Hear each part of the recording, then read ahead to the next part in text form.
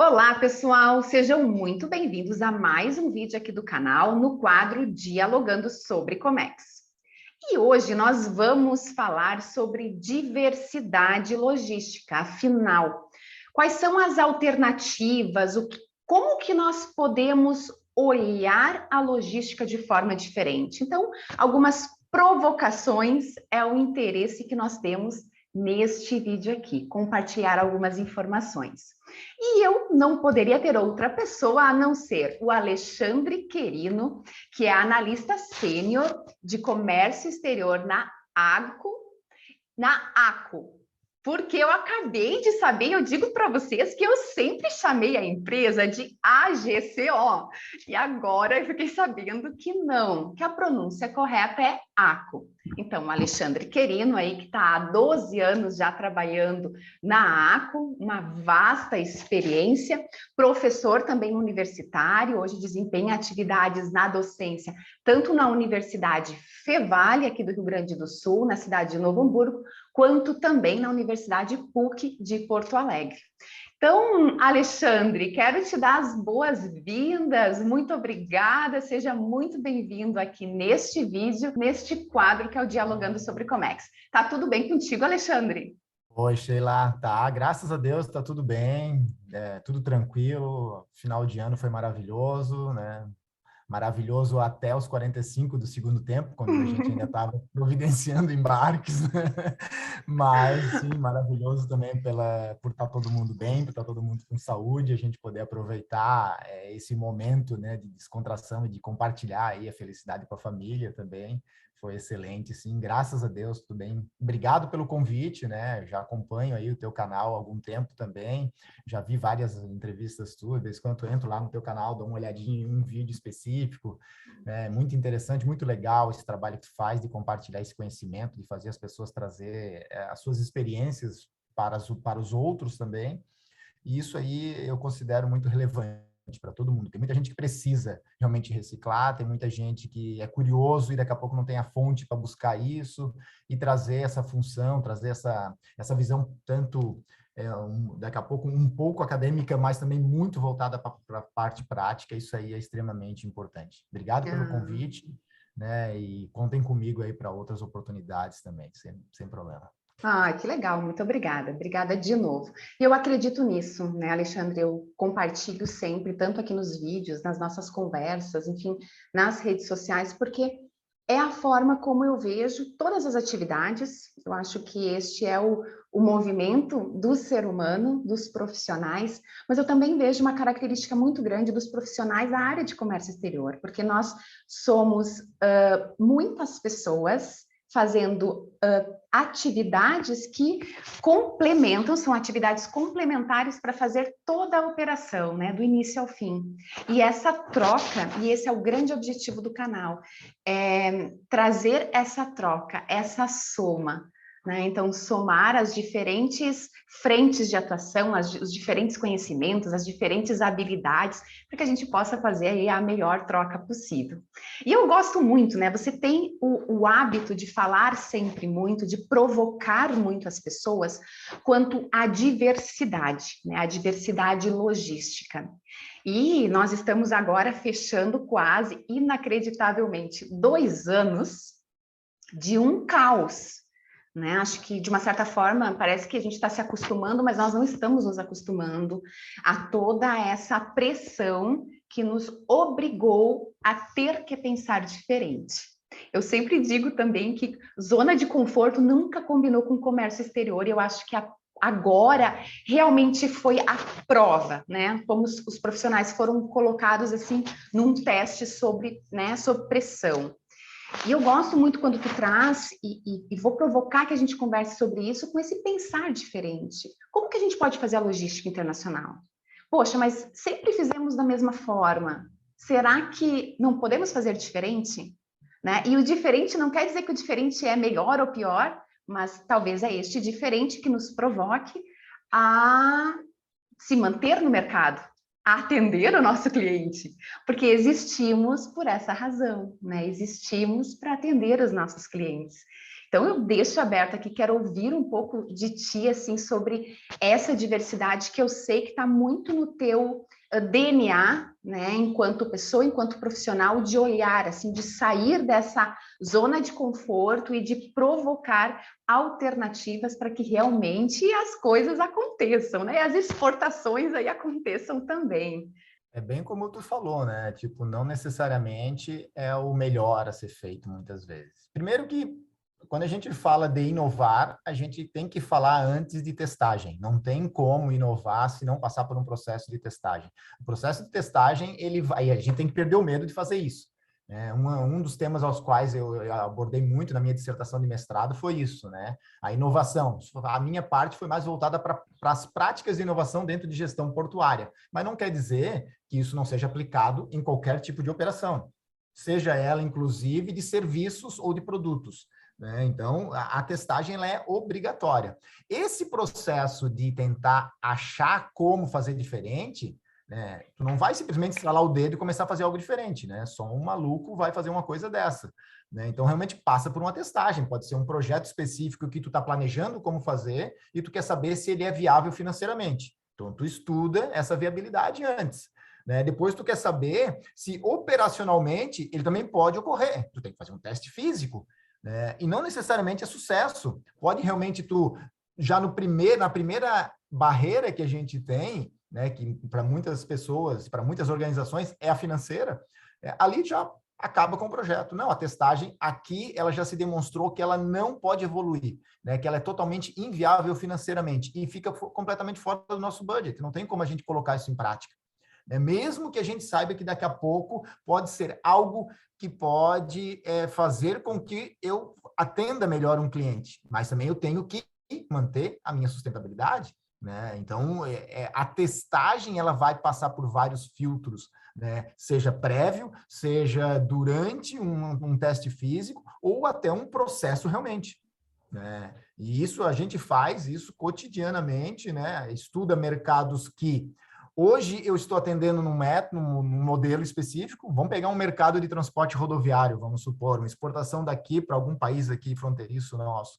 Historicamente, por uma questão de tempo, a gente atende ele pelo modal rodoviário, porque tem disponibilidade rápida, né? Porque o custo não é tão alto, porque a gente sabe já em média os tempos que tem regulados, a gente consegue enxergar o lead time inteiro dessa operação ou só o transit time dos veículos, a gente sabe mais ou menos em média quanto que vai levar para entregar isso para o cliente. Isso daqui a pouco ele é um pouco mais controlável, né?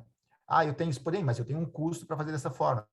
Esse custo pode ser realmente até o mais rápido e ele pode ser o mais barato, né? Pode até acontecer isso, sim. E na maioria das vezes até acontece realmente quando a gente está em espaços curtos.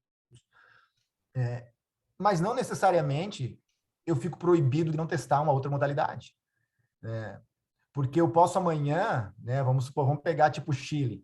Eu tenho que cruzar uma cordilheira para chegar no Chile. E se fecha? Como é que eu vou fazer? Como é que eu vou entregar? E se dá uma greve, né, seja nas fronteiras, ou dá uma greve dos veículos, aí, dos caminhões, alguma coisa assim. Qualquer fator que eu não controlo, né? Seja ele um ato de Deus ou não. Né? Então, pode acontecer esse tipo de situação. Então, por que eu não vou testar? Se eu posso embarcar isso para lá, no modal marítimo, vamos supor, se eu tenho um produto que se encaixa no modal marítimo. Ou se eu tenho um produto que se encaixa no modal aéreo, eu já tenho isso mapeado. Eu tenho que testar essas possibilidades. E se mesmo que eu vá trabalhar no mesmo modal ao qual historicamente eu estou trabalhando, por que eu não posso também diversificar usando esse mesmo modal? Diversificar, que eu digo muitas vezes até trocando a condição de venda. Uma maneira, voltando um pouquinho, né, antes até de entrar nessa questão da condição de venda, um dos pilares lá da logística, só historicamente falando, a gente estava falando de tempo, de local, de produto, né? Entregar um produto de uma origem, um destino, ao menor tempo possível, ao menor custo possível. Né? Numa visão contemporânea, Baloo fala muito disso, mas ele põe um quinto pilar nesse conceito, que é o pilar da agregação de valor. E isso está muito vinculado, para te atingir essa agregação de valor, exatamente é isso, a tu diversificar. A tu enxergar que realmente, da modalidade que eu estou fazendo historicamente, ela pode até estar atendendo o cliente. Né? Mas o que eu posso fazer para agregar valor para ele? Eu posso entregar numa outra modalidade, eu posso entregar num outro modal, eu posso entregar no mesmo modal com uma embalagem diferente, né? E fazer esses estudos para que possa fazer com que eu consiga apresentar um saving, obviamente. Eu consiga apresentar um saving para ele, obviamente. Fazer daqui a pouco ele comprar numa escala maior, também são os objetivos. Daqui a pouco compartilhar esse saving é uma estratégia que se pode utilizar. Eu não vou ficar com esse ganho todo para mim. Eu posso dar 40%, vamos supor, desse ganho para ti em forma de desconto, ou eu posso dar 100% para ti desse ganho em forma de desconto, desde que tu assuma um compromisso de reverter isso em mais compras. Existe várias modalidades, vários métodos que tu pode aplicar para que tu possa te diversificar, e aí não só na distribuição, inclusive na própria venda, mas a gente, como é uma área de operação mesmo, de logística, principalmente de transportes, a gente acaba gerando muita ideia para levar para as equipes realmente de venda que vendem o produto depois, né? Assim como o caminho também dentro, vamos supor, da engenharia, também tem que vir até a gente para saber se um produto que eu estou planejando fazer, se eu consigo entregar, né? Se eu tenho, nos moldes dentro da lei, se eu consigo entregar. Então, realmente tem essas testagens todas. Diversificar passa por tu realmente entender o que agrega valor para o teu cliente. O que agrega valor para ele é entregar no tempo? Muitas vezes, para entregar no menor tempo possível, eu tenho que abrir mão de uma coisa chamada custo mais baixo. Né? É difícil tu equilibrar essa balança, né, de tempo, né, e custo. É difícil tu conseguir balancear ela. Geralmente, tu está entregando num prazo maior, o teu custo vai baixando. Tu está entregando num prazo menor, o teu custo vai aumentando, esse custo da distribuição. Essa relação ela é um pouco inversa, né? Então, ela é traiçoeira para a gente, né? Mas tentar enxergar com o teu cliente o que agrega valor para ele, se é tempo, se é custo. É custo, beleza, então eu consigo entregar mais barato para ti num tempo maior, correto? Porém, tu consegue receber nesse tempo, atende a tua necessidade, e para fazer isso, tem que fazer meio que uma imersão também dentro da própria organização do teu cliente, né? Saber os limites dele, começa já primeiro interno teu, né? Você tem que conhecer também tuas limitações, mas vamos mais à frente já, né? A partir do princípio que eu testei tudo e tudo para o meu lado funciona. Só que eu não posso enxergar só o meu lado. Não adianta de nada eu fazer um produto, eu embalar o produto de uma forma, eu entregar numa modalidade para ele e chega dizendo que ele vai ter um ganho de 40% em termos do custo da operação disso. Se chega lá, ele gasta 80 para descarregar, né? Ele tem que reconhecer isso. Eu tenho que também conhecer as limitações dele. Eu tenho que saber se ele consegue, dessa forma ao qual eu estou planejando fazer, se ele também consegue enxergar isso, se ele tem estrutura para isso. A gente tem projetos onde, para um concessionário no Chile, ele bate palma. Ele adora receber dessa forma, ele tem uma mega estrutura lá, é um dos nossos maiores clientes, é uma das grandes indústrias do Chile, né, do setor automotivo. E ele compra e ele só quer receber nessa modalidade agora, né? Mas tem concessionários nossos aqui no Brasil que não tem estrutura para receber dessa forma, infelizmente, né? Ele não tem nenhuma, daqui a pouco, uma empilhadeira para descarregar uma máquina, né, que ela vai parcialmente desmontada para que a gente possa encaixar ela num equipamento de embalagem, né, que a gente chama de rack, aonde ao invés de eu colocar 4 tratores numa carreta, eu coloco 8, porque eu coloco um trator sobre o outro, no mesmo rack. Tá entendendo? Então, só que para o cliente reconhecer isso, ele tem que estar ciente que lá ele vai ter um custo daqui a pouco de mão de obra para montar isso. Ele tem essa mão de obra especializada para montar isso, ele vai ter que ter uma estrutura para descarregar lá, porque a máquina não vai sair rodando de cima do caminhão. A máquina vai ter que sair ou içada ou com alguma empilhadeira, pelo menos para umas 7, 8 toneladas descarregar, né, com um garfo longo. Tudo isso tem que ser checado antes. Por isso que tem que fazer essa imersão também no cliente, saber se realmente o que eu estou dizendo que agrega valor, ele reconhece isso. Né? Se não tem limitações de documentação, se não tem limitações de crédito, que daqui a pouco vai aumentar alguma coisa, vai fazer com que ele queira esse ganho que daqui a pouco para mim é importante, vai estar vinculado a ele ter que comprar mais. Ele ter que comprar mais requer que ele tenha mais crédito. Né? Será que ele tem condições de ter mais crédito dentro da organização para comprar mais, para eu reconhecer também que ele está comprando mais? São checagens que a gente tem que fazer né, que fazem com que a gente possa enxergar várias maneiras de diversificar essa distribuição, para que se possa, daí sim, depois colocar em prática. São vários casos, né? A gente falou de um caso específico agora, que é o caso do Chile, que realmente é um caso que a gente está tentando trazer agora. Estou trazendo o primeiro lote de embalagens de volta para o Brasil agora, está lá no concessionário, a gente fez um embarque teste com ele quer porque quer receber assim, está trazendo mais agora para cá, para poder também fazer testagem em alguns clientes aqui dentro do Brasil, que a gente enxerga que tem possibilidade. Mas, tipo, é a melhor opção? Ah, mas nesse modelo de tu estar colocando isso num rack, isso não impede também da cordilheira fechar e o veículo também ficar parado, né? Não impede é greve, não impede. Mas para isso a gente testou um rack que cabe num container, né? A gente levou para o porto, colocou dentro do container, testou. Então esse rack foi feito de forma que ele respeita os limites do container também, nas dimensões internas. Então eu posso colocar ele dentro de um container, botar num navio e embarcar isso para lá, para qualquer lugar. Ah, e se não tiver container? Não tem problema nenhum. A gente fez um teste, colocou isso num MAF e botou dentro de um navio ro-ro também. Se eu quiser embarcar isso num navio ro-ro que vai para o Chile, eu também posso fazer isso. Cada uma dessas operações tem um custo diferente, obviamente, mas a gente tem isso mapeado. A minha primeira opção é o rodoviário, que chega rápido, que o custo é menor, né, e que eu tenho a maior disponibilidade aqui na hora que eu quero. Eu peço um veículo, vamos botar aqui em 2 dias eu consigo botar um veículo aqui para carregar. Né? Agora, o navio não. Né? O navio não sou eu que determino quando que ele vai vir. Né? Tem as janelas de chegada do serviço de linha regular e que tem o dia na semana ou, talvez, o dia no mês. Né? No caso do ro-ro, não tem tanta frequência. Então, tu tem 1, 2, daqui a pouco. Vamos falar por Rio Grande, que está aqui perto. Senão, tu tem que achar outra alternativa. O que é? Eu não consigo em Rio Grande? Pô, eu tenho operações hoje que ocorrem em Paranaguá. Paranaguá é um porto que opera bastante carga automotiva.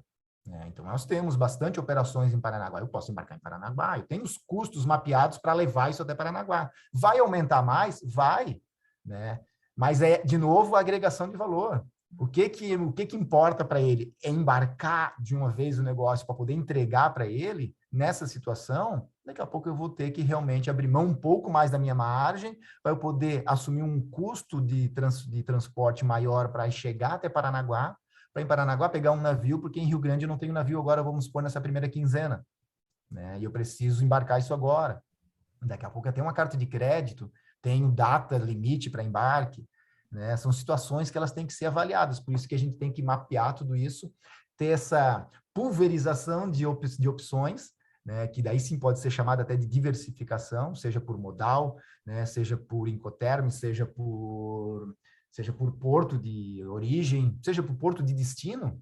Né? Daqui a pouco ele vai me dizer assim, o meu melhor porto aqui no Chile, já que tu vai embarcar marítimo, é San Antônio. Eu disse, não, mas eu não tenho. Né? Para mim, a opção que eu tenho no navio agora, ele não faz San Antônio, entende? Ele faz lá Iquique, tem que ir a Iquique. Daí de lá tu assume um custo, ou eu assumo o custo de levar até Santiago para ti. São opções que a gente tem que ter mapeada. Eu falei em Incoterm, que eu tinha começado a falar antes, mas não falei antes, porque num dos materiais que eu tenho aí de divulgação de palestra até fala muito sobre essa questão da diversificação. E a gente entra realmente nessa função das simulações. Uma delas é realmente aquelas aos quais me dá a até onde vai a minha responsabilidade. Então, me diversificar, dizendo para o cliente que eu posso te vender na condição, vamos supor, ex-works, né? E aí ele agrega o custo do frete dele até o destino dele lá. Vamos botar, por exemplo, vamos supor, ele agrega um frete de $4.500. Né? E aí eu dou uma opção para ele dizendo assim, não, mas eu coloco para ti, então, na condição custo e frete, vamos supor, porém eu só vou agregar o valor do frete nesse preço, e esse teu frete que é 4.500, eu tenho por 3.600. Eu consigo te entregar o mesmo produto, dentro daqui a pouco do mesmo modal, né, com um preço que vai chegar para ti mais baixo. Por quê? Porque o frete é um dos componentes ali dessa receita, né? E muitas vezes é impactante, dependendo se o produto não é de alto valor agregado, impacta muito o valor do frete. Então, eu consigo te entregar se a gente mudar o Incoterm. E a gente pode fazer essa situação, muitas vezes. para um mercado que hoje eu estou vendendo ex-works, eu posso começar a vender amanhã custo e frete, eu fecho esse contrato aqui, pago o frete aqui no Brasil, agrego esse custo e frete na precificação do produto e jogo para ele lá. Um produto vai chegar daqui a pouco para ele com 500, 600 dólares mais barato do que se ele fosse gerir isso. Então, por isso que é importante ter essa imersão de conhecer realmente a infraestrutura, conhecer os processos, que eu digo, organizacionais dele, né, os nossos também, fazer as testagens na nossa parte, fazer as testagens na parte dele, para saber se ele realmente conseguiu reconhecer que a operação flui bem, com segurança, que ele tem todas as opções lá para ele receber esse material tranquilo. E aí sim, a gente poder homologar isso e pôr em prática. Né? Passa muito por isso, né? Essa diversificação de tu ter essa pulverização de opções. Né? Muitas delas aos quais tu está testando já antes, muitas delas tu vai ter que começar a testar, outras tu vai testar sem nem saber se tu vai utilizar, mas não é tu que decide muitas vezes. A gente tem umas coisas que a gente sabe que muitos fatores nós não controlamos, né? E vários fatores nós não controlamos, né? Eu já como trabalhei na área de serviços também, e hoje trabalhei na indústria, então eu consigo enxergar muitas vezes eu não vou nem dizer desculpas, mas as justificativas, né? Vamos supor que um armador me dá, que um transportador me dá, que um despachante me dá, né? Consigo enxergar muitas vezes, porque eu sei que também eles não controlam vários fatores. Né? Um clássico é tipo, o navio omitiu o porto, e a gente vê isso hoje acontecer Com diariamente. frequência, O navio omitiu um porto e os nossos contêineres não embarcaram. Aí vem lá um diretor de exportação e reclama e fala como é que pode, esses caras do navio acham que são os donos do mundo, são deuses, e não acontece nada. Mas ele pode ter omitido o navio, o porto, por um fator ao qual ele tem todo o direito de fazer, que é uma decisão dele, né? Se é viável, se ele está atrasado, não está atrasado, por fatores que ele não controla, clima é um deles. Ontem a gente estava com uma operação em Paranaguá que era para acontecer e não aconteceu porque devido à chuva que estava forte em Paranaguá. Né? O navio não conseguiu entrar, a barra de Paranaguá foi fechada, nenhum navio saiu, nenhum navio entrou. O navio, se não entrasse hoje, provavelmente ele iria para Buenos Aires. Voltaria a Paranaguá só daqui a 10 dias. Né? Mas, graças a Deus, ele entrou hoje. Mas são fatores que eles não controlam. Só que as pessoas que nunca atuaram no segmento onde nós atuamos, né? E principalmente para gente que acompanha muito de perto as funções operacionais mesmo, né? Em portos, aeroportos, na fronteira, ou até dentro da própria organização, para a gente fica muito mais evidente ou fácil de enxergar isso. Mas para os outros não, infelizmente, né? E a gente escuta realmente algumas coisas que, algumas desculpas eu já dei, já fui até recriminado por isso, mas... Chega uma hora que não dá mais para te ouvir, né? Porque muitas vezes o que acontece, nós é que somos a área ao qual demanda isso, essa necessidade, se ocorre um problema, a causa raiz muitas vezes até é ela mesmo, né? Porque ela está dizendo que vai fazer, e não faz, e passa um navio, 2, 3, 4, 5, e tu não embarca o negócio porque não fizeram. Aí agora eles fizeram, e fizeram há 5 dias antes do navio, e acho que a gente tem que fazer milagre para entregar. A gente nunca diz não, isso é fato. Né? É proibido dizer não. A gente vai fazer de tudo para atender. Porém, tinha um diretor meu que falava, vamos colocar o gato lá no telhado, vamos explicar quais são as possibilidades disso não acontecer, né? E já, se possível, demonstrar os custos que estão envolvidos nisso. Se isso acontecer, o custo é esse. Agora, se isso não acontecer, o próximo navio daqui a 15 dias, a gente começa a pagar tanto de armazenagem, depende, nós vamos pagar detention dos containers, ou daqui a pouco nós vamos ter que pegar esse produto, não pode ficar no porto, tem que ficar em outro lugar, né? Tem custo de armazenagem externa, vai ter mais uma perna de transporte rodoviário, sabe? Então, já deixar muito claro tudo isso, né? Mas que um dia um gerente nosso, de uma outra organização que eu trabalhei, também falou, disse, o que a gente pode fazer para fazer o produto chegar mais rápido aqui? Era uma importação, né? Aí eu olhei para ele e falei assim, simples, compra antes. Se tu comprar antes, vai chegar antes. Há 3 meses tu tá falando que vai comprar. Tu não compra, não compra, não compra. Na hora que tu decide comprar, tu quer que todo mundo faça tudo em tempo recorde. O que tu não conseguiu fazer em tempo hábil. Não dá, infelizmente. Né? Tem uma coisa que a gente não controla, né? Que é esse tempo do navio. Infelizmente, não dá para fazer. A gente tem que estar ciente de que quanto mais eu prolongo o início do negócio, eu não vou conseguir recuperar isso depois em tempo de transporte, principalmente no internacional. É muito raro isso acontecer. Acontece, uma vez ou outra, assim, a gente sabe, mas a grande maioria das vezes, a maior frequência realmente é de se cumprir um prazo maior. Se o que tu postergou para iniciar a tua compra, provavelmente tu vai postergar mais para que ela esteja disponível para ti aqui, né? Exato, Infelizmente. exato. E eu costumo também sempre falar isso, né, Alexandre, porque existem, bem como você colocou, existem etapas do processo onde nós não conseguimos, né, ter domínio nenhum, né? A gente consegue atuar, a gente consegue prever muita coisa, a gente pode buscar alternativas, mas, por exemplo, o tempo que uma mercadoria vai ficar no transporte, a gente é aquele tempo, a gente não vai conseguir diminuir. A gente vai diminuir o quê? Vamos supor num transporte marítimo. Podemos talvez realmente ter o resultado de ter um ganho aí de 1, 2, 3 dias do navio chegar antes. Ou então, se o planejamento, né, o prazo está muito curto, o jeito é trocar o modal. Se nós formos para um modal mais rápido, naturalmente ele vai ter um custo de acordo com a agilidade, com a rapidez dele para entrega. Precisamos entender também, mas acho que assim, nossa, eu fui anotando aqui, você trouxe tantos pontos muito importantes, assim, importantes mesmo de se trabalhar, e vou comentar aqui a questão da, primeiro, conhecer muito bem o processo, né? E uma exportação, uma venda, para poder fazer uma operação logística, precisa entender também a realidade do cliente. Então, quando a gente fala de exportação, não é entender somente, né, o produto que você está exportando, enfim, só o lado de cá, né? A gente precisa entender, né, o lado de lá, entender o cliente, até porque muitas vezes também aquele cliente, ele também precisa de um auxílio, porque talvez ele também não está enxergando sozinho todas as alternativas, as opções que ele tem, né? E é tão difícil fazer uma operação, quando a gente faz, a gente quer que ela, né, fique recorrente, né? Que ela ocorra de novo e ocorra de novo. Então, a necessidade que a gente tem de buscar se colocar no lugar do cliente e ser também, né, o cliente, assim, na operação, ajudar ele, né? Mas, voltando do conhecimento do diálogo, é o diálogo interno na empresa, né? E para conseguir buscar essas alternativas, nós precisamos dialogar com os demais departamentos envolvidos.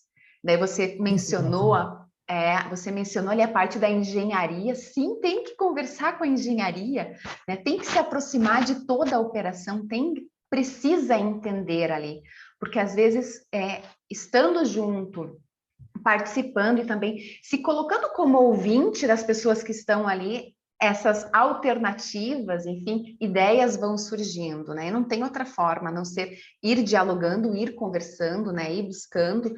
É um trabalho, o comércio exterior é um trabalho, todas as etapas que precisam ser realizadas por pessoas que têm conhecimento sobre isso, né? É necessário, quando a gente fala, e você trouxe muito bem, uma negociação, ela pode ser, sim, a troca, mudar um modal para o transporte, claro que sim, mas assim como ela pode ser revisitar um Incoterm, né? Fazer uma divisão da responsabilidade diferente, né?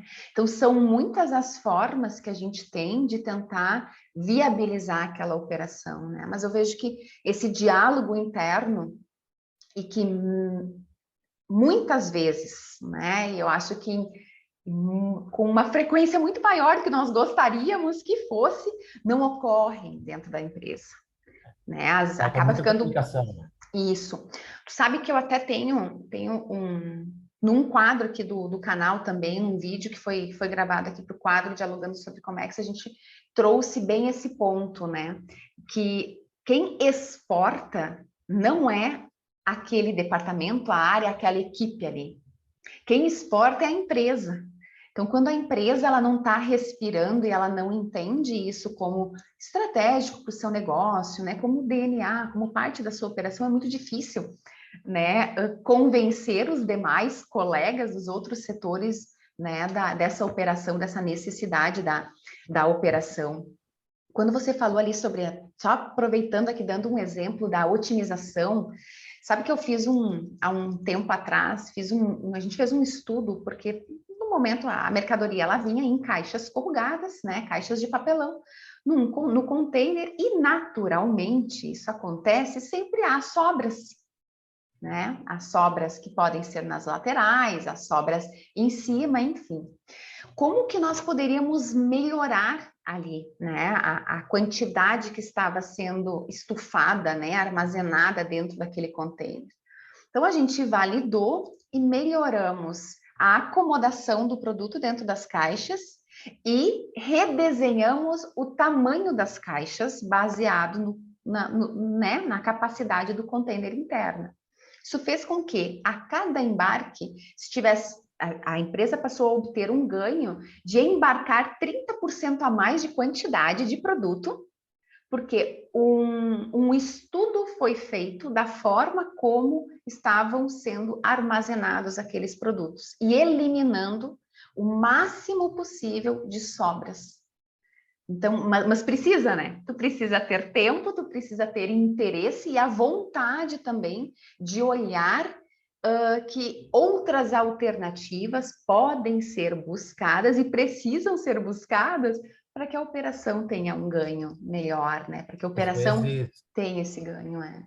muitas vezes as organizações ficam muito focadas em produzir, produzir, produzir e não pensam daqui a pouco como produzir melhor ou como embalagem é extremamente importante, sim, como embalar melhor, como otimizar o espaço da distribuição disso, né? E só que isso tem que passar por uma coisa que a gente falou antes, testagem. A gente tem que fazer. Não tem como eu mudar um produto. Nós temos um grupo de estudos dentro da organização, lá na ACO, né? Que é uma metodologia até global da ACO, chama MLR, onde existem várias pessoas de várias áreas, né? E sempre que se vai modificar um produto, nós estamos falando de tratores, colheitadeiras, implementos, uma série de produtos que a gente tem das mais variadas dimensões e das mais variadas configurações de montagens, né? Não é tipo, eu trabalhei muito tempo na indústria petroquímica, né, onde a gente produzia poliestireno. Então, poliestireno era 100% vendido, né? Era vendido ou em sacas de 25 quilos, ou em big bags de 1.500 quilos, ou em caixas de 1.000 quilos. Era dessa forma. Tipo, um trator, né, tu pode ter 4, 5 tipos de rodado, não sei quantos tipos de teto, né, dimensões estranhas, né, que variam conforme uma série de componentes que estão ou não estão no trator. Né? Pode ser componentes que tu acha até que não, mas isso aí em todos eles vai. Não, não vai, nem todos eles vai. Daqui a pouco não precisa. Também daqui a pouco o concessionário que está comprando tem estoque dessa peça e ele quer usar essa peça lá para montar. Contrapeso, vamos supor. Né? Então, a gente sabe que vai sair produto, mas vai sair produto das mais variadas dimensões ou cubagens, e que a gente tem que achar como carregar tudo isso. Mas, sempre que se lança um produto, sempre quando se vai lançar um produto, né, esse grupo tem que validar hoje. Por incrível que pareça, nós não tínhamos ninguém da nossa área participando. Né? E o nosso grande time da logística, né, envolve uma célula de materiais, transportes tanto inbound quanto outbound, e uma equipe que administra materiais tanto no mercado interno quanto no mercado externo, fica analisando MRP para ver, colocar os pedidos nos fornecedores e buscar, né, esses pedidos, passar para a nossa equipe de transportes buscar esses pedidos, né? E ninguém nessa área participava desse processo de criação de um produto novo. O que acontecia era, aumentou, vamos lançar uma colheitadeira nova. Tá? Lançou, produziu, levou para campo, testou, homologou, produziu a primeira colheitadeira, está aqui, entrega agora. Aí tu vai ver a colheitadeira tem 3,80 m de largura, né? O caminhão tem 3,20 m. A prancha tem 3,20. Não estimou que o custo de distribuição vai ser muito mais alto, ou eu tenho que desmontar alguma coisa que vai gerar mão de obra extra, ou eu vou ter que botar uns veículos batedor junto que encarece um absurdo o transporte. Né? Então, não tinha isso, né, desenvolvido. E aí, no ano passado, realmente, a gente teve algumas discussões, né? E hoje eu faço parte, hoje eu sou representante da nossa área dentro desse grupo. Então, tem as etapas do processo de criação ou alteração de um produto nosso hoje, ele passa por várias etapas. Em algumas etapas, para ela passar para frente, tem que ter a nossa validação. né? Então, muitas vezes até não sou eu que valido, eu sou tipo um porta-voz da área. Tem coisas quais eu tenho conhecimento para isso, outras não. A gente vai ter que levar para o time realmente enxergar e dar a solução para isso, aprovar isso ou não aprovar, para que a gente possa garantir, né, que vai. Ou não tem como mudar o projeto, então a gente já tem que saber que vai ter um custo extra, né, para fazer esse negócio, porque daqui a pouco realmente vai ter que ficar com 3,60 de largura. Por mais que tire as rodas, tire alguma coisa, não tem como diminuir mais. Beleza, 3,60, então a gente precisa botar sempre para esse produto 2 batedores com o caminhão, né? E esses 2 batedores custam, sei lá, 7, 8 mil reais a mais de transporte. Exato. Então, a gente tem isso hoje definido. A gente teve alguns fatores que levaram, né, e que fez com que a gente pudesse brigar para realmente ser considerado como uma peça-chave dentro desse processo. Nós, historicamente, tínhamos um modelo de trator que a gente exportava para alguns países, tanto aqui da América do Sul quanto de alguns países africanos, e que a gente criou junto com o nosso pessoal de expedição, que a expedição não é da nossa área, de uma outra área, mas a gente trabalha muito, muito próximo deles, e criamos um suporte para botar o trator. Ele tem o teto, né? Alguns são cabinados, outros são o que a gente chama de ropes, que é um teto, como se fosse só um tetinho mesmo, um toldo. Então, tu tira aquele toldo e coloca ele em cima do capô, em cima, com um suportezinho que a gente agrega no trator. Tu ganha altura, né? Aquela Exato. altura do teto, né? Tu ganha ela, né? E tu, como as rodas do trator, geralmente a traseira é uma parte grande, né? Tu embarcava com aquela roda, mas o teto todo baixo em cima do capô. Tu ganhava toda aquela altura interna e o trator entrava tranquilamente dentro do container. Só que isso é porque tu desmontava o teto, ele no meio das hastes que seguram ele, tinham 6 parafusos, que tu tirava aqueles parafusos, escamoteava o teto e tirava fora. Sim, daí conseguia fazer esse ajuste, né? Mas fazer esse ajuste, só que mudaram o projeto dessa máquina. A peça que ela tinha esses parafusos não tem mais esse parafuso, agora ela é inteiriça, ela pega paralama, ela pega sensores, semáforos, sinaleiras todas, pega aquilo tudo, é uma peça inteira. Eu não consigo mais tirar o teto, eu tenho que tirar toda aquela parte traseira do trator, não vale a pena. Então, aquela altura que eu ganhava, eu não ganho mais. Como que eu vou fazer? Eu tenho que tirar, então, as rodas, né, para baixar ele, as rodas. Só que a roda de um trator não é um negócio pequeno, né? É um negócio grande. E a roda não tem como eu alocar a roda grande em cima do trator. O que acontece é que essas rodas ocupam o espaço de um terceiro trator dentro do container hoje. Aonde eu colocava 3 tratores no container, nessa modalidade, devido a eles mudar isso, eu coloco 2. A pergunta que eu faço, que eu fiz na época, foi isso, tá, mas tipo, você chegar a considerar que o ganho que tu está tendo de comprar essa peça inteira é maior que o custo da distribuição que a gente vai ter agora, porque um frete que representava X% para cada trator em 3 dentro do container, agora vai representar para 2 dentro do container. Ah, pois é, esse é um grande dilema, né? E que faz com que isso aconteceu uma vez e isso acontece, é muito comum muitas vezes acontecer dentro de organizações, né? Independente do seu tamanho. Eu enxergo um ganho, mas eu enxergo um ganho dentro da minha área, né? Eu não enxergo ganho em todos os que estão envolvidos, ou principalmente, eu não enxergo ganho, quando eu falo que a gente tem que testar lá com o cliente, ele tem que reconhecer que esse ganho ele tem, né? Esse ganho que a gente estava tendo aqui, que por mais que de repente a gente estava baixando o preço de venda, mas o custo da distribuição estava aumentando muito. Então, o que eu estou vendendo para o cliente como sendo um ganho, para ele lá, ele pode não estar reconhecendo isso como um ganho. Eu estou enxergando ganho só para minha área, não estou enxergando ganho para a organização, do portão para fora, e não estou enxergando ganho para o meu cliente lá no recebimento. Então, enxergar tudo isso, né, é extremamente importante, e isso ratifica o que a gente falou antes. Exato. Um projeto desse porte, ele tem que ser estudado por várias áreas, né, que estão envolvidas na venda, na entrega ou na compra desse produto. Pode ser uma importação também, eu tenho que participar disso, se for importação. Então, é extremamente importante, sim. Graças a Deus, hoje a gente tem essa representação, né? E sempre que houver uma necessidade, a gente vai ser acionado no momento certo da etapa do processo de validar isso junto com engenharia, com manufatura, com área fiscal, com todo mundo que dá também suas validações, né? Mas nós somos uma parte importante hoje dentro desse processo. Então, é muito legal, né? E é extremamente importante, Não, Se tu pega um produto que ele não tem um alto valor agregado, ele tem um baixo valor agregado, esse custo da distribuição pode inviabilizar isso. Total. Né? Tu pega uma carga que é muito comum e que o pessoal reclama bastante, tipo cerâmica. Cerâmica tem um baixo valor agregado, um peso extremamente alto, o frete se torna caro porque o transportador não quer transportar um produto tão pesado, né? Então, esse frete é caro em relação ao produto, ao custo daquele produto. Impacta, muitas vezes, na competitividade desse fabricante. Muitas vezes, se ele não é grande, ele não é grande o suficiente para ele suportar isso por um período de tempo, né, ele pode se tornar insustentável essa operação que ele tem em algum lugar. Exato. Então, é extremamente importante, sim, a gente enxergar tudo isso. Não concordo contigo, é extremamente importante enxergar o todo, e a melhor forma de enxergar o todo é envolver, né, o todo, né, envolver as pessoas.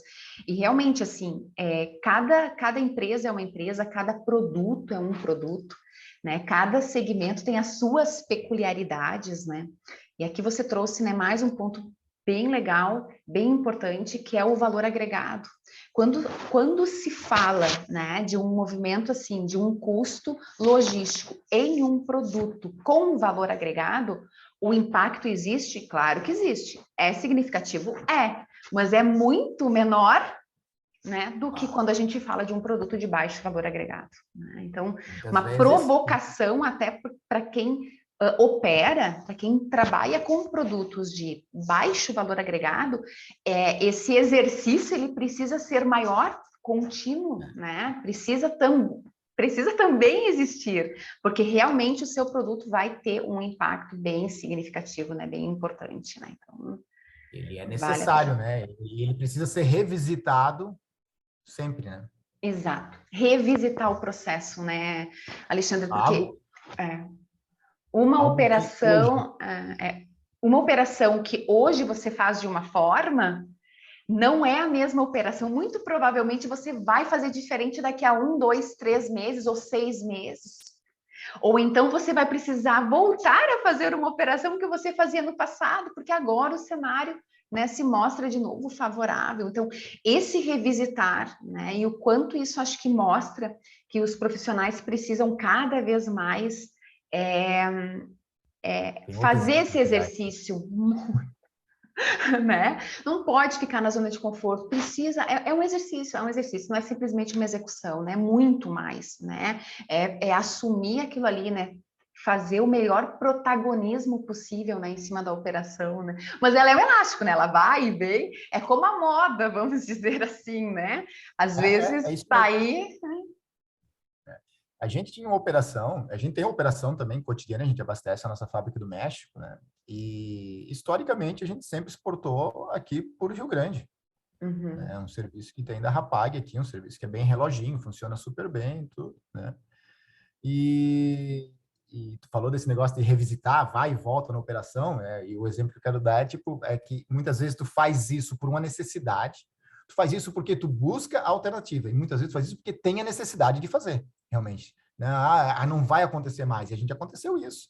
Né? Alguns serviços acabaram oscilando e deixando de chamar Rio Grande, e aconteceu de um dos serviços migrar para o Porto de Imbituba. Na mesma hora, como a gente nessa época tinha uma operação muito forte com o México comprava muito da gente aqui, a gente embarcava em torno de uns 15, às vezes 20 contêineres por semana para o México, né? E tinha que escoar isso.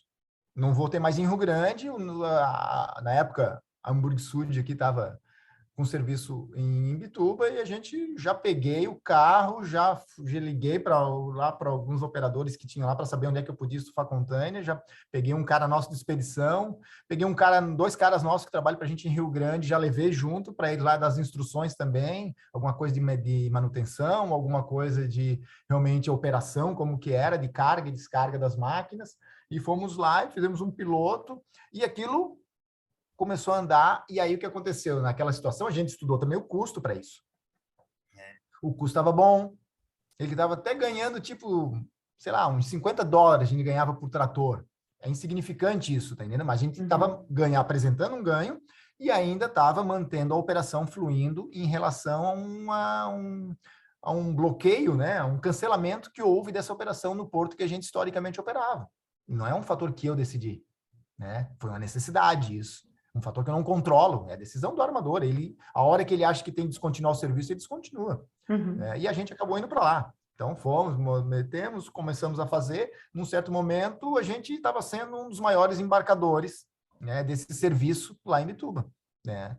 E fluindo tudo muito bem. Só que, tipo, a gente era o maior embarcador, tipo, embarcando 40, 50 contêineres por mês. O armador não é nada isso, Exato. né? Então, daquele serviço específico, daqui a pouco não estava justificando, e aquele negócio ainda se manteve por um ano. Chegou uma hora, obviamente, a Hamburg Süd descontinuou o serviço em Bituba, e eu, ao paralelo a isso, o serviço tinha voltado para Rio Grande de outro armador também, monta toda a operação de volta para Rio Grande, né? Traz tudo para cá, né? Começa a fazer tudo de novo. Claro que ali o pessoal já conhece, porque eles faziam já outras operações nossas, de estufagem de contêiner, que eram feitas lá no porto, e faz. Só que a ideia é essa, né? É tipo, tem fatores que eu faço uns estudos porque eu vislumbro a possibilidade de ir para lá ou eu ter aquilo já mapeado como uma opção. E tem situações onde isso não estava previsto de acontecer, onde eu não imaginava que isso ia acontecer, ou daqui a pouco onde eu nem imaginava, tipo, um serviço desse não vai para um porto como se fosse o porto de Imbituba, que na época, e até hoje não opera tão forte, né? Por mais que tenha potencial, mas também não opera tão forte, mas não vai para lá. E acabou indo, né? Porque coincidiu também, Itajaí estava muito lotado, provavelmente, né? Então, a opção que eles tinham naquele momento para continuar o serviço, chamando algum porto ao qual eles poderiam ter a preferência de chegar e já atracar e operar mesmo com pouco volume, né? Pelo menos para pagar os custos fixos do navio, mas que garantia o embarque de um mercado que eles atendiam aqui no Sul, né? Eles mantiveram isso historicamente, e aí, devido à necessidade, a gente acabou indo para lá. Mas a gente não imaginava que isso ia acontecer, consequentemente, a gente não tinha isso mapeado, a gente não tinha nenhum estudo feito em termos de custo, quanto que é para lá, de ter terminal homologado para que a gente pudesse botar os produtos lá dentro, que a gente tem um processo também de homologação de terminal, né? Não é qualquer um que eu chego, tiro o trator daqui, ou qualquer tipo de máquina ou produto, e simplesmente ligo para ele, estou mandando para aí e faz. Não. A gente tem um processo, né, que envolve nós, envolve a qualidade, envolve a expedição, né, envolve até a área nossa de documentação de Comex, né, para a gente visitar, checar algumas coisas e realmente ver o quão saudável é essa organização, né, para que a gente possa realmente dizer, não, está homologado, a gente vai começar a botar produto aí, para que possa a gente movimentar, ou pelo menos ter isso mapeado, né, já homologado, mas mapeado, se eu precisar, eu tenho essa opção, né? Claro. Como a gente tem em Paranaguá, como a gente tem em Itajaí, como a gente tem em Santos, né? E como a gente tem em Rio Grande também, né? Então, ter ir por uma necessidade, tem que descobrir, tem que meter a cara e tem que fazer, obviamente, aí tu tem que testar lá junto, tem que fazer, isso aí não tem como não acontecer. Ou o outro é tu ter essa opção mapeada. Né? Enxergar, são fatores que muitas vezes tu não controla, que vai fazer tu ir para lá. O ideal é, obviamente, né, ter esse plano B pronto para se ocorrer alguma coisa, tu realmente ir para aquela situação. Eu falei do Porto de Imbituba, né, e não quero menosprezar em nenhum momento, muito pelo contrário, né, é a minha cidade, eu nasci em Imbituba, trabalhei, foi meu primeiro emprego na área de comércio exterior, foi no Porto de Imbituba, né, mas realmente ele é um porto que, para o nosso negócio, que é mais carga containerizada, ele não tem muita opção. Só que, óbvio, eu tenho vários estudos dentro da área de gestão portuária, né? Uma área que eu sou fascinado, gosto muito mesmo. E, realmente, um dos fatores importantes, né, para o porto é o volume de carga que ele atrai para ter um navio. E para ele ter essa atração de carga, ele tem que ter uma zona geradora de carga. Infelizmente, o sul de Santa Catarina não é uma zona tão forte geradora de carga, que é onde o Porto de Imbituba está localizado. Não quer dizer que eles não têm que ter esforço para buscar isso no Rio Grande do Sul, no Paraná, né, em São Paulo, seja onde for, tá entendendo? Aí é uma gestão deles, que eles tomam as decisões para saber fazer isso. Eu estou falando em termos de teoria, né, de um porto onde a localização geográfica dele está numa forte zona geradora de carga, não é o caso deles, né? Mas se tu pensar dessa forma, tipo, o Rio Grande também, por mais que tenha uma grande área de agricultura e um pouquinho de indústria lá, né? Mas, tipo, Rio Grande está meio que espraiado, gente vendendo serviço por vários lugares, e eu tiro como exemplo, e é um porto que eu bato palma, e admiro muito o trabalho deles, tanto por todas as práticas inovadoras que eles implementam, né, quanto pelo crescimento deles, que é algo absurdamente promissor, que é o Porto de Itapoá. O Pandolfo faz um excelente trabalho lá, é uma pessoa que a gente se dá super bem, tá me cobrando uma visita já há algum tempo, dizendo que Tá vou, não vou. gravado agora, viu? Tá gravado. Mas eu vou, Pandolfo, eu vou te visitar, com certeza. Mas é um porto realmente que uma das estratégias dele, e que eu considero extremamente importante, até hoje eu não embarquei nenhum container em Itapuá, nenhum. Tá? Embarco em Paranaguá, embarco em Itajaí, muitas vezes, como opção, mas Itapuá a gente não embarcou nada. A gente até estudou algumas possibilidades, mas não efetivou. Tá?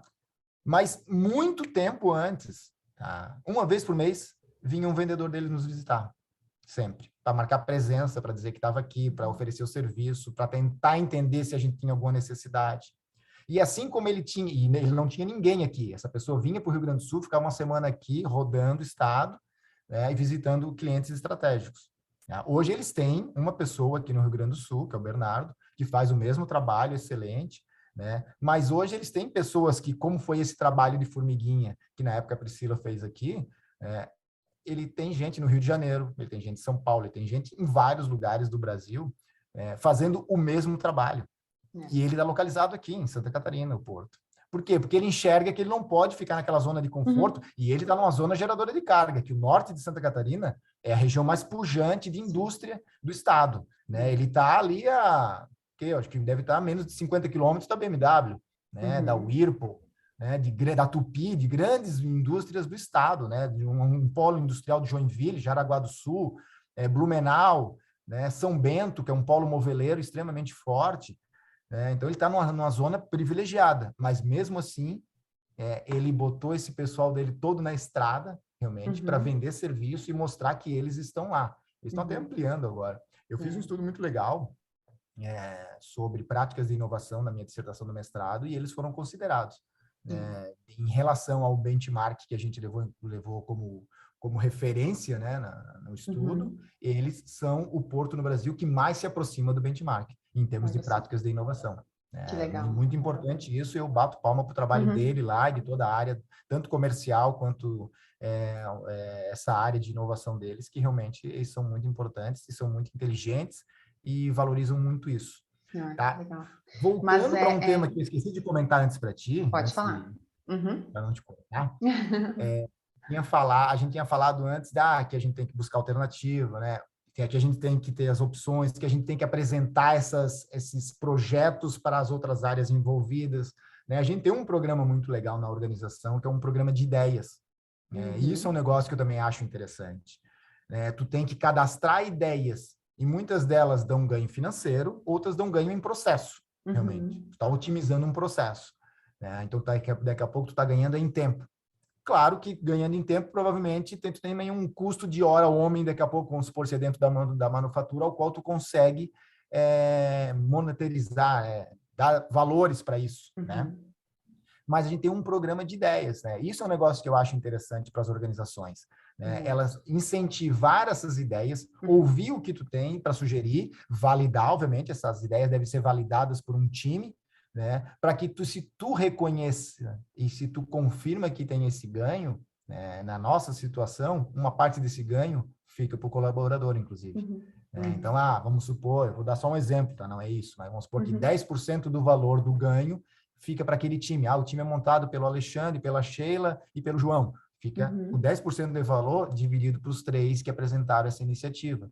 E aí ainda tu concorre no final do ano a uma série de prêmios que a organização também dá, num evento que ela faz, da premiação de final de ano, que o principal prêmio, inclusive, é um carro 0 quilômetro. Então, é um baita de um programa que realmente é muito interessante.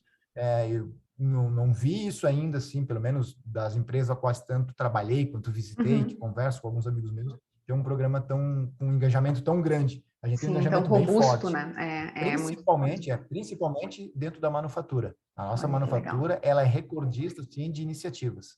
que legal, parabéns. Sabe que eu já trabalhei numa empresa, era uma empresa menor, uma empresa de prestação de serviços, onde tinha um trabalho que se fazia muito similar, e era bem legal, para justamente provocar as pessoas, né? Provocar as pessoas a, por que não dá para fazer diferente, né? E se aquela ideia bem apresentada e construída, validada, e efetivamente, depois de mensurar, provocava resultados, por que não compartilhar, né?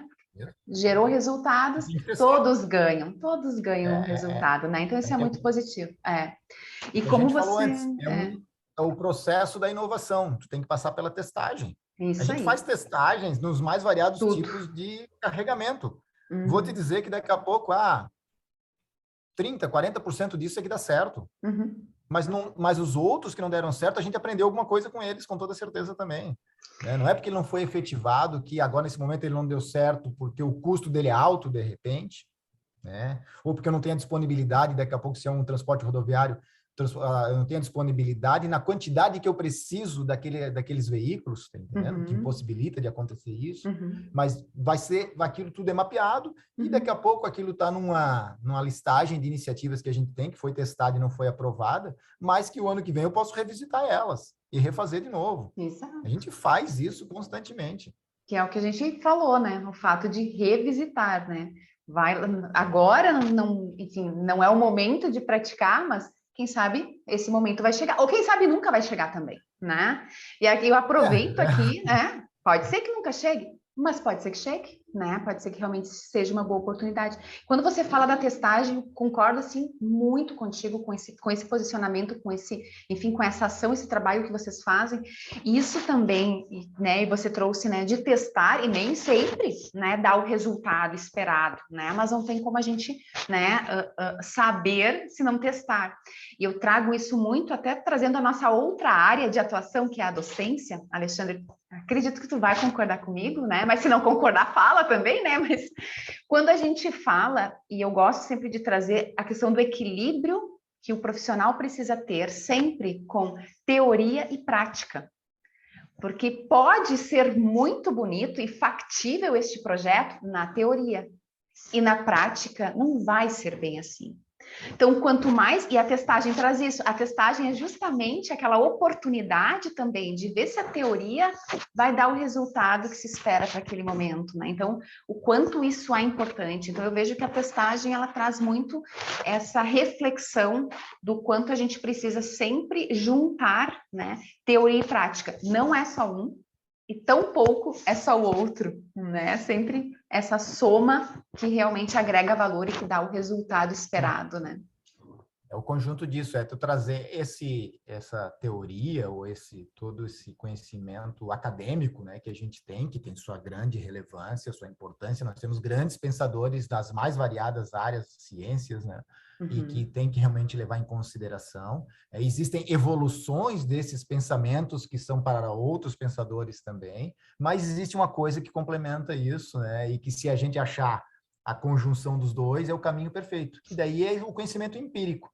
É o que a gente tem de experiência, é o que a gente traz do cotidiano, é o que a gente vive no dia a dia. E isso é um negócio que a universidade se abriu muito para isso também, né? A universidade hoje traz muita gente para compartilhar sua experiência de vida. Tu tens uma ementa de um curso que tu tem que seguir, obviamente, mas tu tem que mixar isso com a tua experiência, com os casos práticos que tu traz para exemplificar isso. Ou, né, para dizer que daqui a pouco isso pode ser um mito até, não, realmente pode acontecer, mas existem situações onde isso pode ocorrer diferente, são fatores relevantes que tu tem que levar em consideração que, de repente, na teoria não foi testado dessa forma, né? Então, a prática, ela é extremamente importante, sim, né? E essa questão da teoria, né, ela não está vinculada só à academia. Não, de forma alguma. Vamos voltar para dentro da indústria, né? Vamos voltar para dentro da indústria. Eu tenho um projeto de um produto e tem um desenho técnico. Isso é a teoria, né?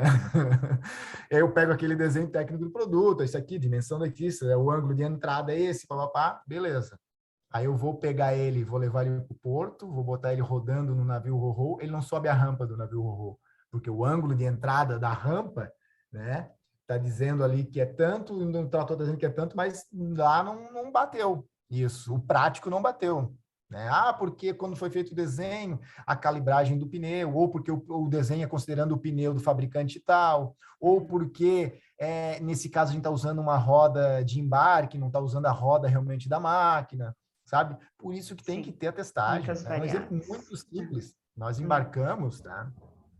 Em média, aí, pelo projeto, a gente deveria estar embarcando em torno de 7 contêineres por dia para os Estados Unidos, mas devido a essas restrições que a gente está tendo de disponibilidade de container, né, que está sendo comum para todo mundo, tanto na importação quanto na exportação, tem alguns destinos que a gente está ficando um pouco estocado com esses produtos, porque a gente não está conseguindo realmente embarcar, não tem a disponibilidade desses containers aqui. Então, a gente optou em embarcar Ro-Ro, porque realmente a gente tem uma opção de saída Ro-Ro aqui em Rio Grande hoje, para um mercado para um porto que não é o porto de destino final que a gente embarcaria o container, mas é um porto que fica a menos de 30 quilômetros disso. Tá? Então, a gente tem essa opção. Então, a gente também enxergou embarcar numa outra modalidade para um outro local.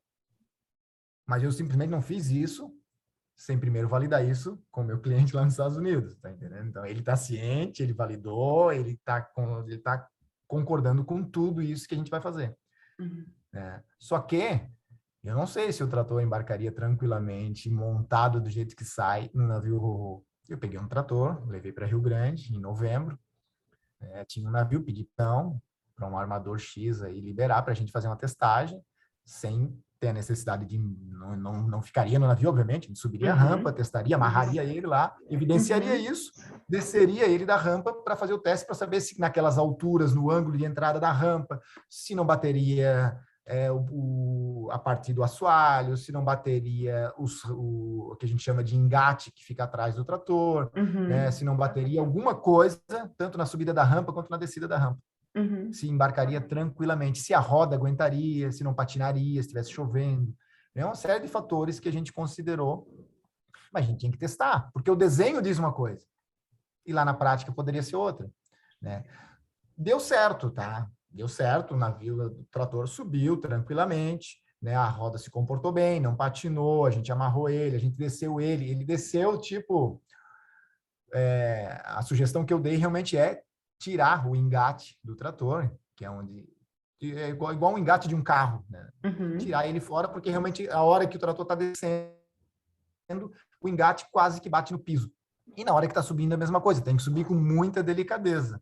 E a gente sabe que ali na testagem, a gente estava olhando, estava com um operador que a gente conhecia subindo de uma forma para a gente olhar e evidenciar se ia dar certo ou não. Na hora de embarcar, vem 50 estivadores, cada um pega o seu trator e vamos embora. Isso aí, vamos lá, produção. Não ia subir com aquela delicadeza, eu imagino. Né? Mas deu tudo certo e fluiu bem. Né? Nessa situação, a gente até viu realmente desenhos, tudo, e viu que no desenho entraria tranquilamente. Na prática, a gente viu que poderia ter um risco se não entrasse com cuidado. Então, a sugestão foi, sai da fábrica sem o engate. Porque eu não posso garantir que os caras não vão bater e que não vai danificar. E, se possível, tira um degrau da escada, que tem uma escadinha também, tira um degrau da escada para evitar de amassar a escada. Né? São componentes simples que em 5 minutos ou 10 minutos de operação, na hora que está, de repente, fazendo o transporte daqui para o porto, a gente já poderia fazer isso. Amarra ele em alguma coisa, ou já tira a escadinha, embala, põe dentro da cabine, faz alguma coisa assim e coloca para poder fazer o negócio embarcar tranquilamente. Só que tinha que fazer a testagem. Se não fizesse a testagem disso, não tinha como a gente saber ou garantir que isso iria acontecer. E tem uma outra coisa, deixei muito claro, né? Esse navio tem esse tipo de rampa. O armador ele tem a autonomia de amanhã ele botar um outro navio em substituição a esse, que não seja dessa mesma família de navio, que daqui a pouco é de um outro tipo de construção naval, e que a rampa tem um outro ângulo, né, e que não sobe, que eu tenho que desmontar mais alguma coisa, realmente, de verdade.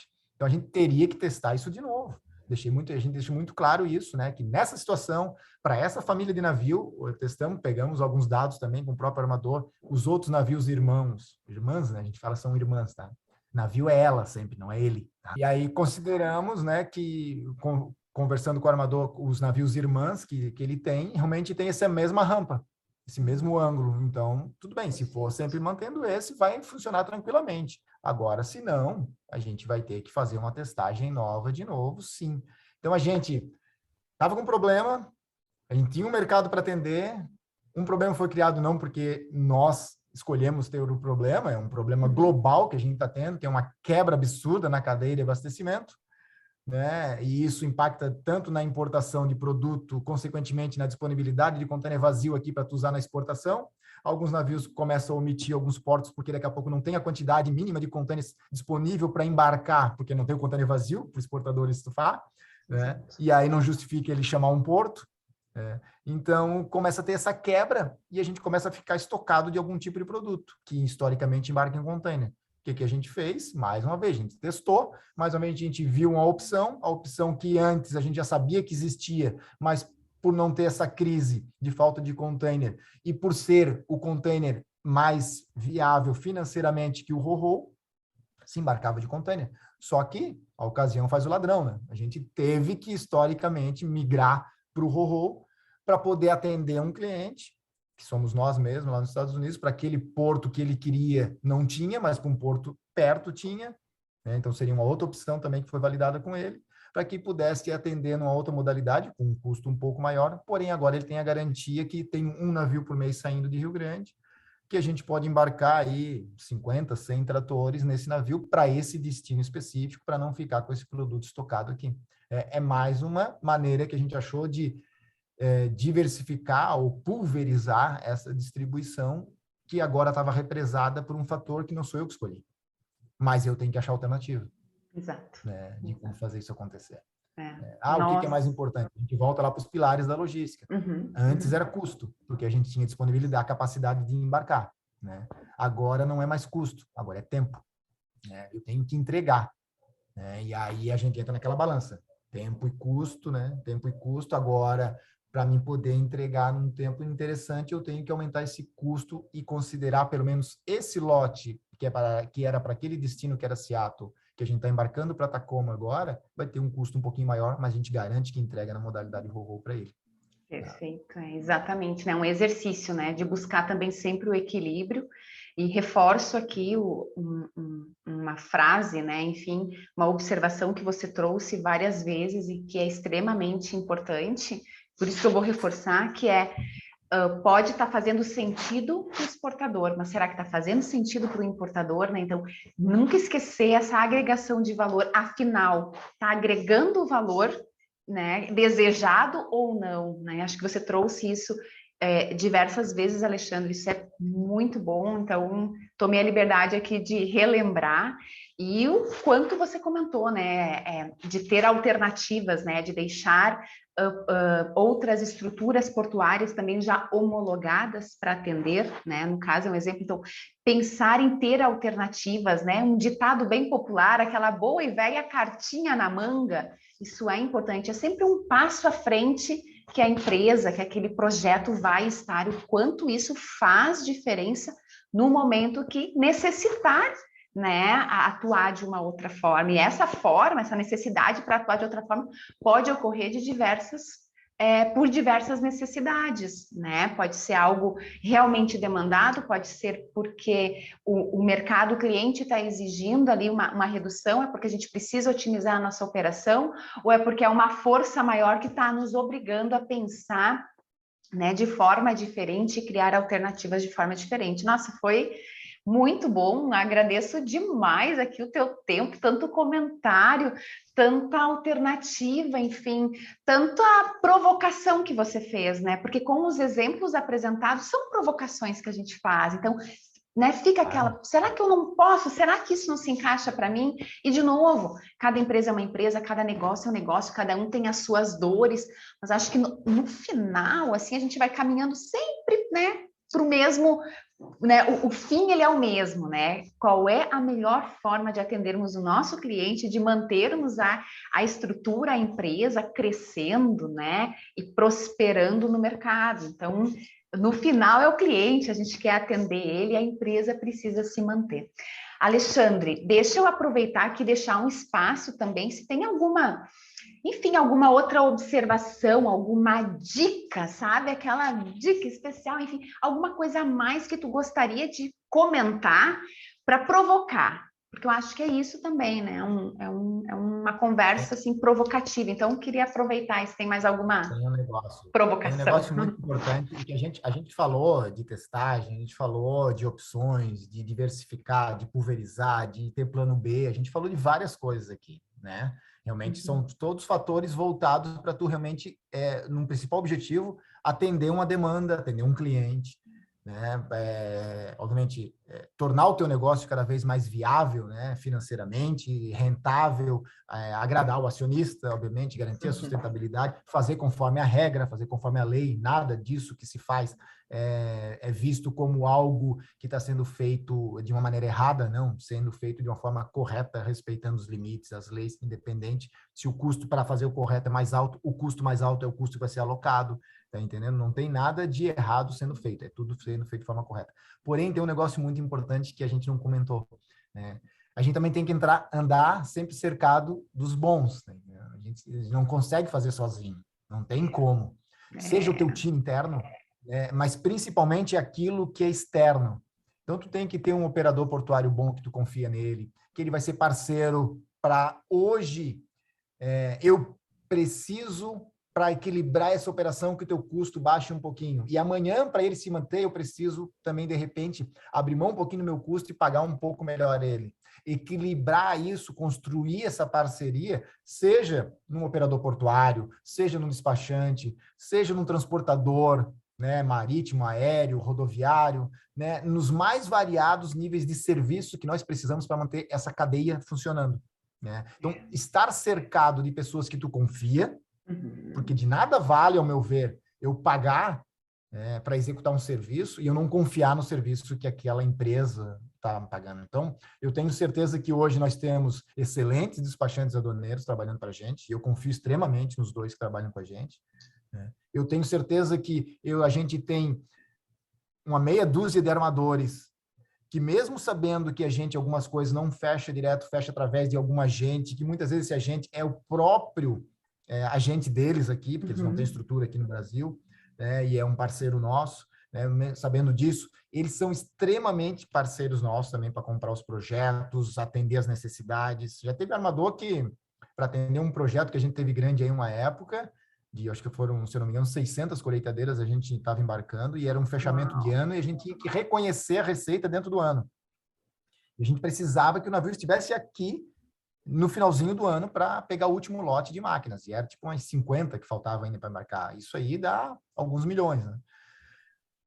Ele omitiu 2 portos no Brasil e veio direto a Rio Grande para pegar as máquinas, para garantir que ele ia carregar dentro do ano fiscal nosso aqui e reconhecer a receita disso, né? Assim como eu peguei o despachante, a gente foi, tipo, era assim, ó, uma semana antes do Natal, a gente foi a Rio Grande para conversar com o fiscal lá, para dizer que a gente tinha 10 colheitadeiras que elas ficariam prontas, tipo assim, dia 23 de dezembro, e que a gente precisava embarcar nesse navio.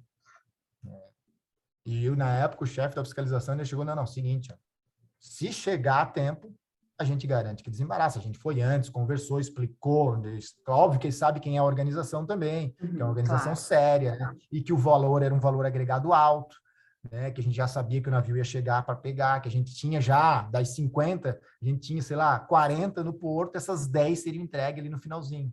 Só que aqueles 10 representam alguns milhões também.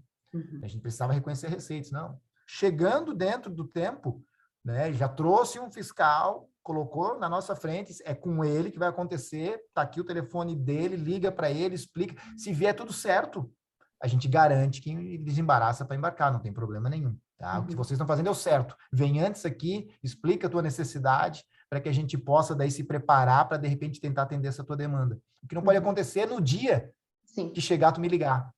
Que daí, de repente, eu não preparei ninguém, ainda mais nessa época de final de ano. Daqui a pouco não tem plantão, não tem nada. Né? Então, a gente tem esse costume também de chamar os nossos parceiros, tá? Para, se tem alguma operação que ela vai fugir da rotina, né? Se tem alguma operação ao qual ela é algum regime novo, ela é uma operação diferente do que a gente está acostumado a fazer, E daí, daqui a pouco, para intervir diante dessas autoridades, o despachante é a pessoa mais certa, pelo relacionamento que ele tem construído com eles, chama o despachante, pegamos um carro, vamos juntos, vamos lá dar a cara para bater, vamos conversar, vamos explicar o que a gente acha que é o certo para fazer, para não fazer errado. Né? Porque se eu fizer errado, eu vou causar um problema para ele também, ele vai ter que trabalhar dobrado. Ele vai ter que enxergar que eu fiz errado e mandar eu corrigir, para depois ele conferir se eu fiz certo. Conferir de então, novo. Vamos conversar antes para fazer o negócio certo. Tá entendendo? Então, por mais que a minha área não é a área do desembaraço, eu trabalhei anos como despachante aduaneiro, sou despachante aduaneiro, não exerço mais isso, mas sou, né? Eu tenho um relacionamento direto com os nossos despachantes de me envolver e às vezes pego alguém da área do desembaraço nosso, lá o nosso Comex, para levar junto, e a gente vai e conversa, sim, porque tem necessidade, mas é a importância de tu estar cercado de pessoas boas. De pessoas boas. Tá? Nossa. Isso é muito importante, né? Tu confiar no trabalho deles, tu ter um processo de construção desse relacionamento. Graças a Deus, eu tenho isso muito bem construído com todos os nossos players aí. Né? Nem todo dia tu agrada a todo mundo, obviamente. Tem dia que tá um pouco mais estressado. Faz parte, é do jogo. Mas faz parte do jogo, exatamente. Né? Mas essa construção, ela vem sendo feita há muito tempo e eu posso bater no peito e dizer que tem isso construído, sim, com despachantes, com transportadores, com armadores, com empresas, companhias aéreas, graças a Deus, com algumas autoridades, né, dentro dos portos aí, contato aberto com alguma autoridade dentro de um porto se precisa alguma tomada de decisão um pouco mais alta, né, alguma coisa que precisa daqui a pouco, não é porque realmente para ficar até mais tarde alguém para receber isso tem que ter autorização da diretoria tal, a gente se conhece, a gente tenta, mas também se tem essa necessidade. Sim, quando eu peço alguma coisa que foge da normalidade, é porque isso é vital. Né? Se eu posso esperar para amanhã, a gente vai esperar para amanhã, não tem problema nenhum se isso não impacta. Agora, se o navio é amanhã de manhã e o deadline é agora às 6 horas da tarde, o negócio vai chegar agora e tem que montar, senão não embarca amanhã, né, a gente vai tentar isso, com certeza. Vai tentar fazer isso dentro da lei. Se tiver que pagar hora extra, a gente vai pagar hora extra, porque é mais fácil eu pagar esse custo do que ficar com o produto parado sem ter embarcado, sem reconhecer a receita disso, e ainda, de repente, pagando um custo de armazenagem no porto, se é um produto de alto valor agregado. É absurdo, Mas é justamente isso também que é muito bem, eu acho que tu trouxe, assim, essa observação final excelente, e é essa soma, né? Quando a gente fala de uma operação de comércio exterior, né, é a soma de várias etapas para fazer uma operação. Então, quando você traz todo mundo para perto, né, e deixa todo mundo ali ciente né, do que está acontecendo, fica muito mais fácil do que, de repente, ali nos 45, né, do segundo tempo, pedir ajuda. Então, é muito mais fácil, né? Eu digo que isso é estratégico, né? Isso é aliança estratégica, né? Então, isso é a parceria, é quando você traz para perto, mas num jogo igualitário, né? É um jogo de ganha-ganha, um jogo que está todo mundo junto, né? Não é um jogo, faz isso para mim, eu ganho e tu perde, né? O que a gente vê muitas vezes na prática, né? Então, não, a gente fala de um jogo realmente junto, né? De pegar junto. Muitas vezes, para um projeto se tornar viável, de repente, num certo momento disso, né? Alguém tem que abrir mão de alguma coisa. E essa conta é uma conta que pode ser feita. De repente, se eu tenho um parceiro que ele, de repente, abre mão agora para tornar esse projeto viável, e a partir do momento que eu consigo acurar melhor isso, eu enxergo que eu posso abrir mão e daqui a pouco pagar mais para fazer ele se recuperar um pouco, isso é um exercício que deve ser feito. Exato. Porque é muito melhor se tu tens um parceiro de confiança, né? Se tu tens um parceiro que é extremamente experiente no que faz, é muito melhor tu pagar para ele fazer, né, do que tu trocar por um que tu não sabe se vai fazer. Já começa por aí. Né? Exato. Ele pode se dar muito bem, ou ele pode ser algo que vai durar 3 meses, tu vai ter que trocar de novo. Né? Então, essa relação de ganhar com todos, isso é algo que eu tento fazer sempre. Obviamente, chega um momento onde a gente pode dizer assim, ó, cara, o meu ponto de equilíbrio para isso tornar viável é 1.000. Tu consegue fazer por 1.000? Porque se tu conseguir fazer por 1.000 agora, a gente torna esse negócio viável, a gente bota isso para acontecer, vamos rodar e vamos revisar esse custo daqui a 6 meses, né? Para ver se realmente eu consigo agora pagar, de repente, 1.200. Tá entendendo? A gente refaz esse exercício. Mas agora, para a gente fazer esse negócio acontecer, né, tem que ser dessa maneira. Só que tu tem que estar ciente que é 1.000. Né? De repente, tu estava projetando ganhar 1.200, não dá. Tu consegue Ah, não, eu consigo, eu baixo um pouco a minha margem, porque eu já estou baixando com os outros também. Esse exercício é um exercício que tem que ser feito muitas vezes. E E os cada custos vai apurando conforme a operação vai se moldando, né? Às vezes ela tem que se ajeitar certinho para que você, agora sim, a gente tem os custos aqui realmente muito apurados. É dessa forma. Nossa, Alexandre, de novo aí te agradeço muito, né? Obrigada pelas tuas observações, obrigada pelo teu tempo, pela tua generosidade de compartilhar aqui neste vídeo tanto conhecimento, tanta informação, tanta provocação, e que a gente consiga, né, levar esse conteúdo, que esse conteúdo ele possa ser absorvido pelo máximo de pessoas possíveis e que elas consigam usufruir daqui, retirar daqui o que elas podem aplicar da melhor forma, né? Acho que nós dois aqui com essa nossa veia docente é o que a gente quer, compartilhar as nossas informações, compartilhar um pouco de experiência para poder contribuir com a comunidade que nós estamos aqui. Então, muito obrigada de novo, te desejo aí um excelente ano, que seja um ano com muita saúde, muita prosperidade. A todos que estão aqui conosco, que ficaram com a gente no vídeo até o final, nosso muito obrigada. Um abraço do tamanho do mundo a todos vocês e até o próximo. Tchau!